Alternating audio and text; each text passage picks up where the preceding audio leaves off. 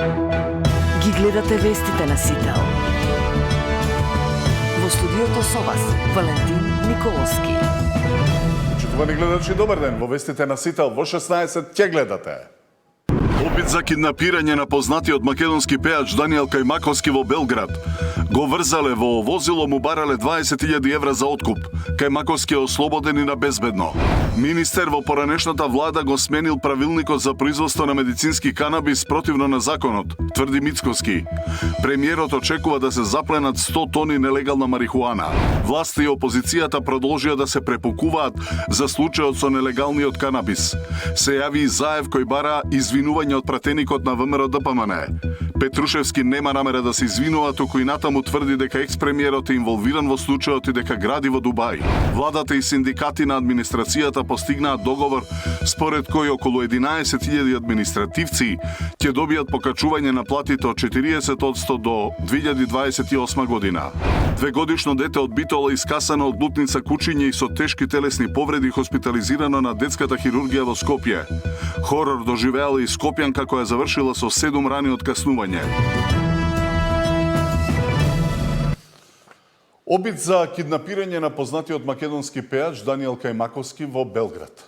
Веднаш по синоќешниот настап во белградски клуб бил пресретнат од две лица кои зборувале на турски јазик. Според него бил врзан и внесен во неговото возило. За откуп му барале 20.000 евра. Откако возилото не запрело на полициска контрола, по кратка бркотница удрило во стол, пошто киднаперите избегале, а Кајмаковски бил пронајден од полицијата, врзан на задното седиште. Македонскиот пеач не е повреден и се чувствува добро. Даниел Кајмаковски киднапиран во центарот на Белград. Драмата се одвивала во раните утрински часови, кога македонскиот пеач завршил со својот настап во популарен ноќен клуб во близина на Бетонхала. Пред да влезе во сопственото возило, го пресретнале двајца непознати сторители, му ги врзале рацете со селотейп и принудно го натерале да влезе во неговиот автомобил, законувајќи му се со нож и пиштол. Му барале откуп од 20.000 евра. Двајцата напаѓачи тргнале да возат на градот Рума. При обидот на сообраќајната полиција да ги запре, возачот удрил во банкината, пошто напаѓачите успеале да избегаат од местото на настанот и се уште се во бегство. Полициската потера траела 63 километри. Неофицијално дознаваме дека говореле турски јазик. Наведеното возило е запрено на територијата на општина Рума, во која жртвата е пронајдена со врзани раце, додека сторителите успеале да го напуштат возилото и да заминат во непознат правец, соопшти од српското МВР. На Кајмаковски му укажана лекарска помош. На местото на настанот е спроведена истрагата. Вишото јавно обвинителство во Белград го квалификува кривичното дело како киднапирање, а интензивната работа за понатамошно расветлување на кривичното дело е во тек. Српските медиуми пренесуваат дека се огласила и неговата мајка. Се слушнавме, важно е да е жив, а дали е добро, рано е да се каже. Во таква ситуација човек најмногу се грижи за своите деца. Јас сум во шок, изјавила мајката на Кајмаковски за српски Блиц. PR тимот на пеачот ја потврдува веста, соопштија дека е добро и дека се наоѓа во неговиот дом. Од она што го чув од Даниел во краткиот разговор, ми се чини дека многу смирено и храбро се соочил со киднаперите. Сега му е потребен мир и во интерес на полициската истрага нема да дава изјави, пишува PR службата на Кајмаковски. Кајмаковски се прослави со победата на шоуто X Factor Adria, а ја представуваше нашата држава на Евровизија во 2015-та. Последниве години живее и работи во Белград. Габриела Лескова, Сител телевизија. Министер во поранешната влада го сменил правилникот за производство на медицински канабис спротивно на законот, тврди Мицкоски. Премиерот најави одлука на владата по која полицијата ќе влезе во секоја фирма која има лиценца за производство на марихуана. Според неговите очекувања во акцијата во која досега се запленети 40 тони нелегална марихуана, веројатно ќе надмине бројката од 100 тона. Поранешен македонски министер веројатно ќе биде меѓу осомничените во големата акција на полицијата која досега извади над 40 тони марихуана од легалните плантажи во Скопје и Струмица. Премиерот утрово на пресконференција вели дека бројката веројатно ќе надмине 100 тона. Законот е генерално ист, но некој министер, а тоа деноиве ќе се разработува, дозволил да се промени правилникот кој што е спротивен на законот. Значи, ние имаме подзаконски акт кој што е во коализија со самиот закон. Дали тоа некој со умисла го правил? Дали тоа го правил со некаква друга цел? Истрагата ќе даде одговор. Мицкоски најави дека во вторник владата ќе донесе одлука по која полицијата ќе влезе во секоја фирма која има лиценца за производство на канабис. Тој објасни дека дел од контролираните производители одгледувале марихуана во услови за кои однапред знаеле дека добиениот производ нема да може потоа да го користат за производство на масло како што налага законот. Тоа, како што рече, отвора сомнеж дека со умисла се произведувала марихуана спротивно на законот, а потоа на инвентивни начини се вадела од магазините. Јасно, мислам, се знаел уште кога се носел правилникот, кога се дозволило на отворено да се одгледува на канабис, истиот да се чува како што се чувал, истиот да се складира како што се складирал. Почетникот во овој бизнис, барем од тоа што успеав изминативе денови да го научам, почетникот знае дека така таа работа не бива. Не може да се добие производ со кој што ќе се задоволат GMP нормите и стандардите за извоз на улје кој што потоа ќе се користи во медицински цели.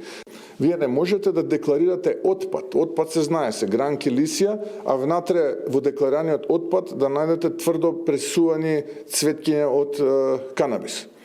Мицкоски рече дека до овој момент нема докази дека запленетата марихуана во Србија потекнува од Македонија. Македонското обвинителство за организиран криминал не споделува информации додека трае истрагата.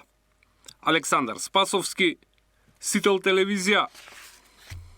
Поранешниот лидер на СДСМ и поранешен премиер Зоран Заев се заканува со тужба до пратеникот на ВМРО-ДПМН Бране Петрушевски поради, како што пишува, лаги и клевети за негова вмешаност во случајот со марихуаната. Петрушевски нема намера да се извинува, туку и натаму тврди дека Заев е инволвиран во овој случај и дека гради во Дубај. Од опозицијата и денеска бараат одговори од власта како и кој дозволил 5 тони марихуана да излезат од македонските граници. Мнозинството пак останува на ставот дека лица и фирми блиски до Заеви и Филипче се вмешани и во последниот случај со заплена на марихуана. Поранешниот премиер Зоран Заев бара јавно извинување од владеачката ВМРО-ДПМН и пратеникот Бране Петрушевски за, како што ги нарекува, лагите и клеветите за негова вмешаност во заплената на тони марихуана. По повеќе од 5 години Заев преку објава на социјалните мрежи се заканува со тужби доколку во законски рок не добие нивно извинување. Јавно барам извинување од пратеникот Петрушевски од партијата ВМРО-ДПМН за сите тие лаги, клевети и навреди, вклучително и намерната злоупотреба на моето име во таа режирана драма, околу конфискацијата на десетици тони медицински канабис, поради наводно несоодветно чување и складирање. Безобразна лага е дека сум на кој било начин поврзан со случаите со канабис што беа презентирани пред јавноста. Безобразна и дрска лага е дека сум се јавувал во Царинската управа. Петрушевски му врати дека нема намера да се извинува за ништо. Апсолутно немам намера, ниту чувствувам потреба да му се извинам на Зоран Заев. Напротив, очекувам Зоран Заев да се извини на целокупната македонска јавност за сите милионски криминали кои што ги има правено и да се извини за сите национални предавства и понижувања. Она што е индикативно во неговото излегување во јавноста е тоа што, иако демантира и вели дека немал никаква врска со овој случај со марихуана, сепак во тоа негово описание кажува дека ова било режирана драма и дека запленетата марихуана била наводно запленета заради несоодветно чување и складирање, со што директно се става во одбрана на оние кои што се осомничени.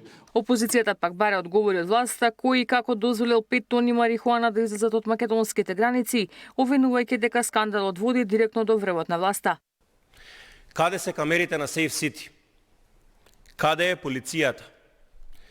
Каде се екипите на мобилна царина? Каде се контролите?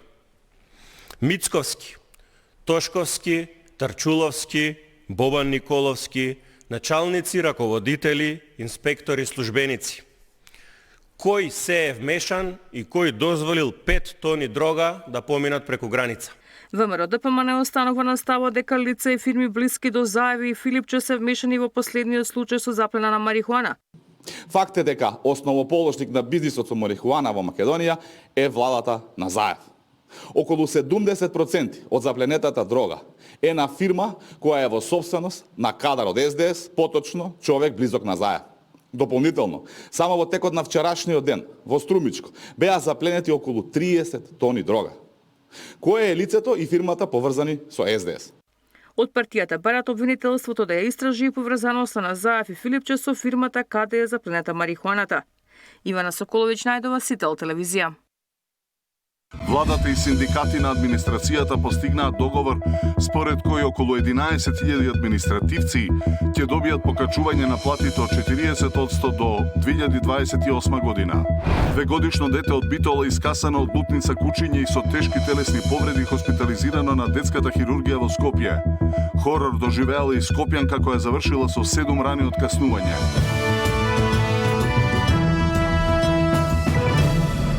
Владата и синдикати на администрацијата постигнаа договор со кој околу 11.000 административци ќе добијат покачување на платите од 40% до 2028 година. Зошто моментот е историски, како што вели премиерот? Во живо го прашал Мартин Арсов.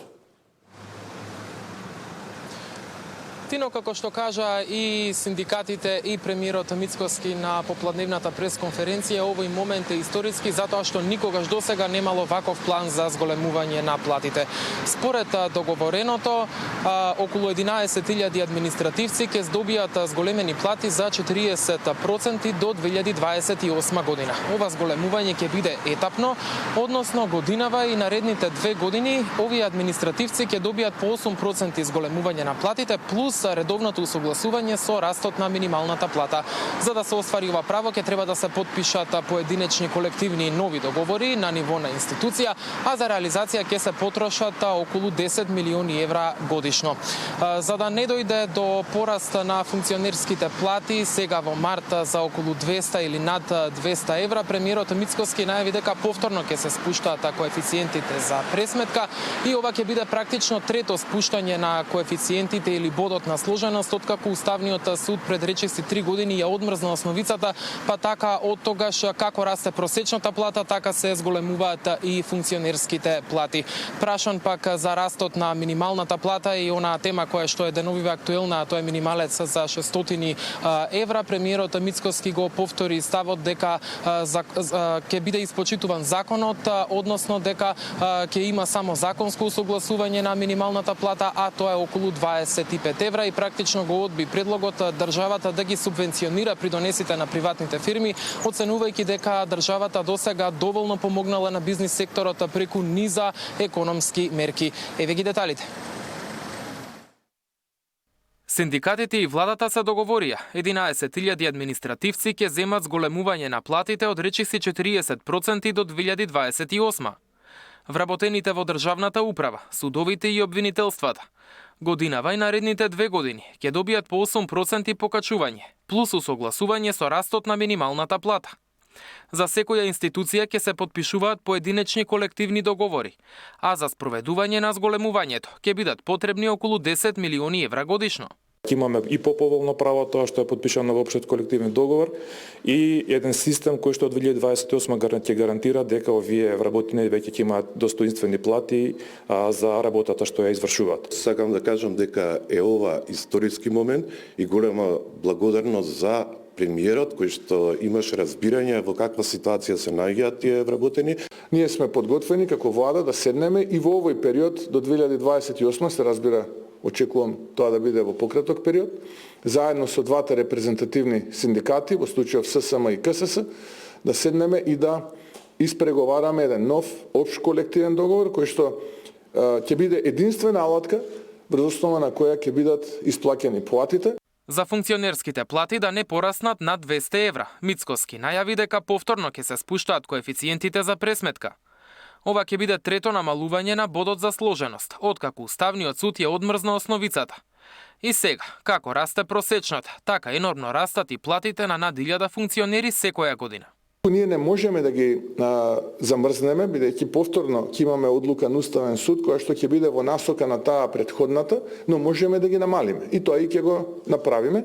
Тоа ќе повлече нови судски процеси кои што ги прават сега судиите и обвинителите и така натаму, бидејќи и тие спаѓаат во тие коефициенти за избрани и именувани лица. Тоа ќе покрене нови судски процеси пред Уставниот суд, но тоа е што е. Ако не може све да биде идеално. Владата не отстапува од ставот дека минималната плата во март ќе се зголеми како што предвидува законот, односно за околу 25 евра. За Мицкоски е неприфатливо државата да ги субвенционира придонесите за минималец од 600 евра, оценувајќи дека бизнис секторот веќе добил значајна поддршка преку низа економски мерки. Од друга страна пак, синдикатите не се откажуваат од зголемување и на минималната и на сите останати плати. Поради тоа, влезовите на собранието ќе бидат блокирани во вторник од 9 часот наутро. Мартин Арсов, Сител телевизија.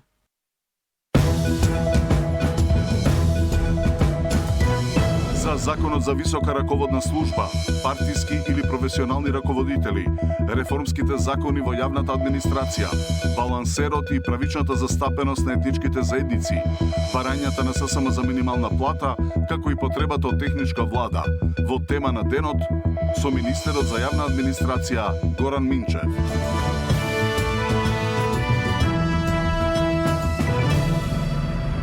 Двегодишно дете од Битола со тешки телесни повреди е хоспитализирано на детската хирургија во Скопје откако било искасано од глутница улични кучиња во близина на својот дом.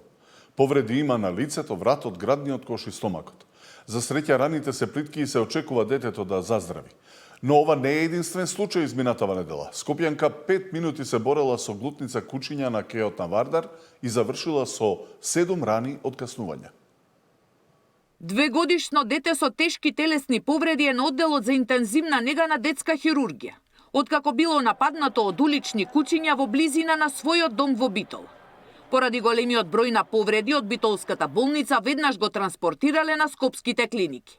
Детето е примено веднаш е влезено во операциона сала и раните се згрижени. Има повреди по лице, врат, граден кош и стомак. Во моментов се наоѓа во единицата за интензивно лекување, во стабилна општа состојба. Во меѓувреме регулирана е антитетанусна профилакса и антирабична профилакса. Ги прима соодветните лекови, обезболено, се чувствува добро. Според детските хирурзи, индивидуално е за колку време зараснуваат повреди од кучиња. Имало среќа детето што повеќето од раните се плитки. Раните се обработени. Знаете дека рани од куче не смеат да се херметизираат, се згрижуваат ситуационо. Така да јас верувам дека исходот на крај ќе биде добар за детето. Нападот од глутницата кучиња се случил пред 2 дена во попладневните часови, додека детето се играло во близина на куќата. Од битолската полиција вела дека преземаат мерки за расчистување на случајот. Само 3 дена пред нападот на двегодишното дете, низ хорор поминала и скопјанка додека трчала на кеот на Вардар. 5 минути траела низината битка со глутницата кучиња, кои и направиле угризи на 7 места. Добила тетанус во болницата 8 септември, но и страф од кучиња и од помислата како да трча понатаму во вакви услови. Дека ги има многу покажува и статистиката од МВР, според која само од почетокот на годината досега дури 109 граѓани од Скопје пријавиле дека биле каснати од кучиња скитници. Скопјанката преку пост на социјалните мрежи јавно повика поголем број институции кои треба да го решат овој проблем. Сања Димитровска, Сител телевизија. Независниот полициски синдикат во Битола организира марш за еднакво спроведување на законите кон сите сторители на кривични дела, а по заканите за тепање и убивање полицајци.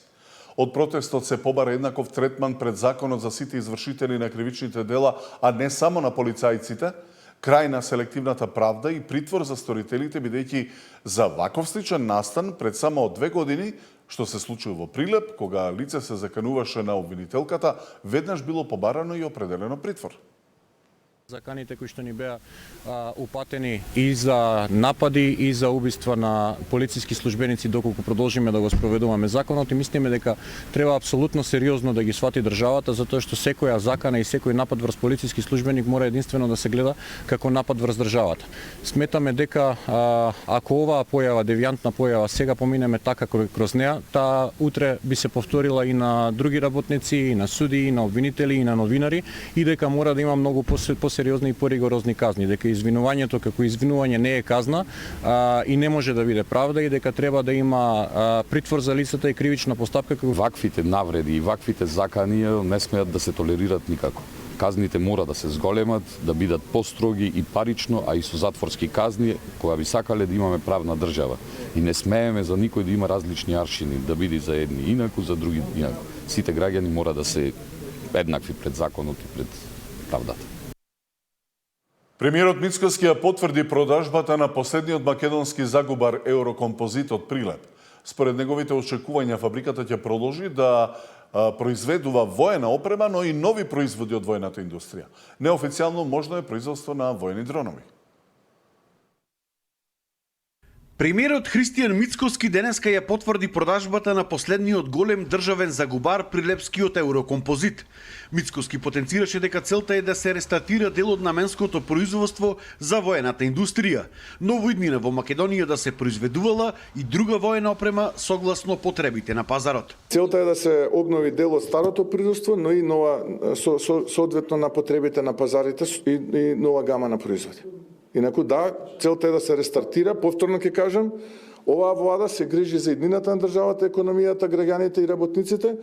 Картелската влада е минато, поразена на неколку изборни циклуси, во опозиција и така натаму. Оваа влада има намера да ја развива државата. Инаку лани на 24 декември Еврокомпозит го купи македонско-полскиот конзорциум составен од компаниите Футура Мода Доел од Скопје и полската фирма FHR Armor Logistic.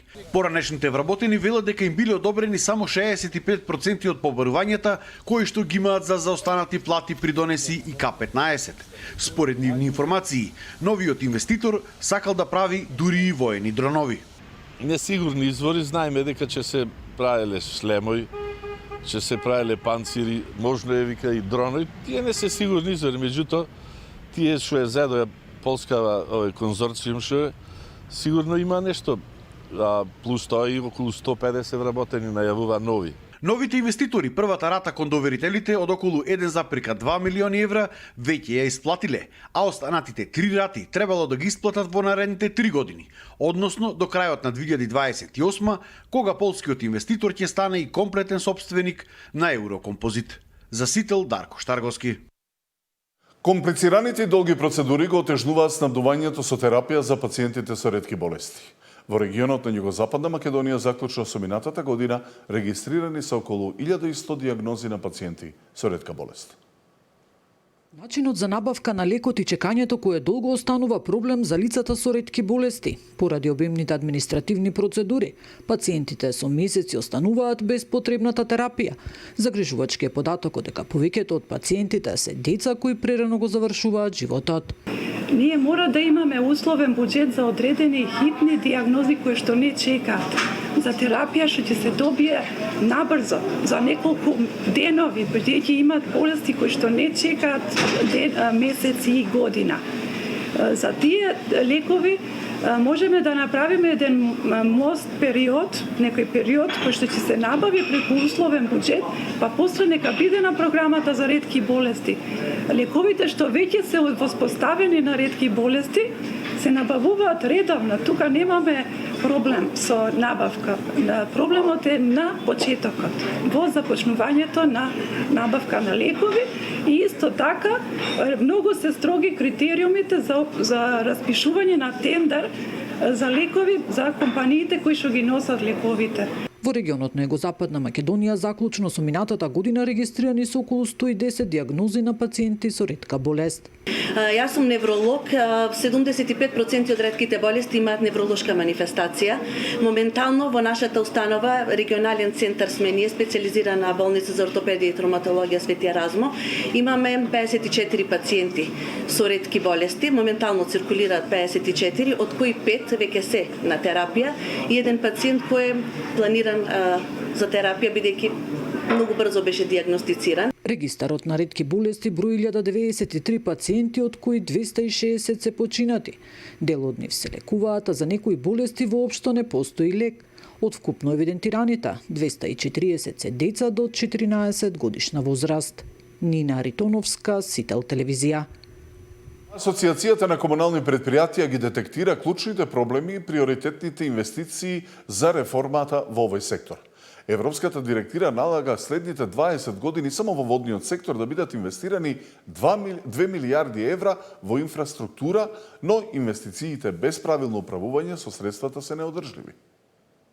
Комуналниот сектор се соочува со сериозни системски, финансиски и оперативни слабости, кои со години го кочат квалитетот на јавните услуги. Во обид да се обезбеди поддршка за неопходните реформи во секторот, Атком на маса ги стави клучните предизвици, ги детектира приоритетните инвестиции и потребата од идна техничка и институционална помош. Нашиот напор е да се зголеми соработката, како и координацијата помеѓу институциите на локално и централно ниво со засегнатите страни во комуналниот сектор и донаторската заедница, се со цел системско и одржливо решавање на најгорливите проблеми во секторот. Финансиските потешкоти се резултат на наталожените долгови и блокирани сметки, тарифи под нивото на покривање на трошоците, недоволна ефикасност во наплатата и високи издатоци за електрична енергија и енергенси. Атком е со став дека финансиската одржливост е предуслов за континуирани и квалитетни услуги, а за тоа е потребна донаторска поддршка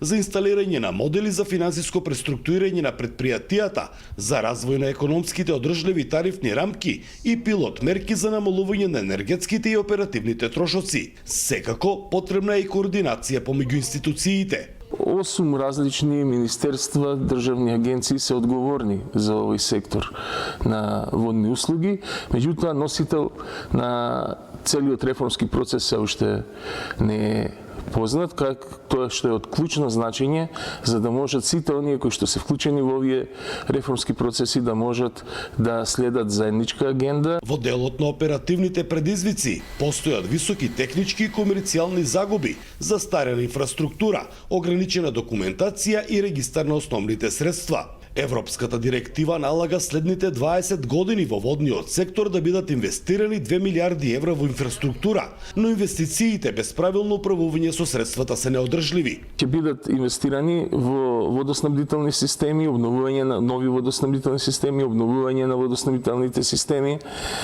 изградба на пречистителни станици и изградба на канализациони системи. Инвестицијата во човечкиот фактор, инвестицијата во знаењето, во технолошките иновации е исто така треба да се смета како капитална инвестиција во овој сектор. Донаторските средства се потребни за финансирање на мали и средни капитални инвестиции, техничка помош за управување со инфраструктурата и јакнење на капацитетите на јавните комунални предпријатија. За Сител, Трајан Ристовски.